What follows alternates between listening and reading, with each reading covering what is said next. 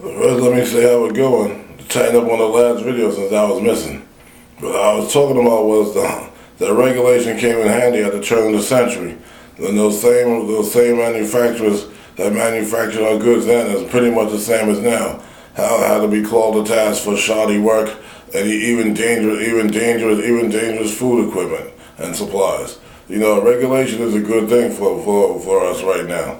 Because we have so much trouble in the world today that if we don't keep an eye on what's going on in our industries and even our labor markets, we may lose control to the point that 9/11 becomes a regular deal, like it has in many other countries around the world. Even countries that we send our young men and women to fight for to give a decent way of life, it's still a way of life. Car bombs and the killings that go on in the Middle East, and we certainly don't want that imported to our country.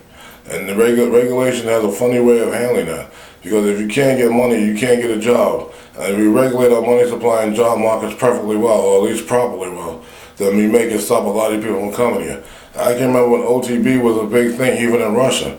That OTB in New York was working again. People got on Aeroflot and job and hopped over here so fast it was a joke. Because there's money to be made in the unregulated job market. But you know, regulations have their drawbacks too, Mr. Roman. I admit to that also. And the other thing is, it took me 17 pages just to get to the application. There's that deal also, and then of course there's the Linda Green mistake that the banks made during the foreclosure rush and the housing bubble burst. Housing bubble boom burst. Housing bubble burst. Like a tongue twister. Yeah, rough night tonight. But you know, it's rough out here. It's rough, and I admit it's rough. But you know, to sit there and say the dream and the dreamer, and to paraphrase Dr. King and all the rest of it. I mean, I'm not going to say it's not bad for you, but I think you should leave that to Mr. Obama's campaign. That's more of their rally. But regulation is definitely needed.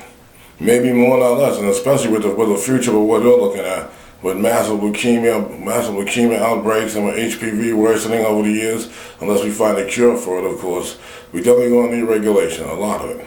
Even healthcare regulation may have to be changed and realigned so that they are more in line with the actual situation, not with what we want it to be. So once again, have a good one about.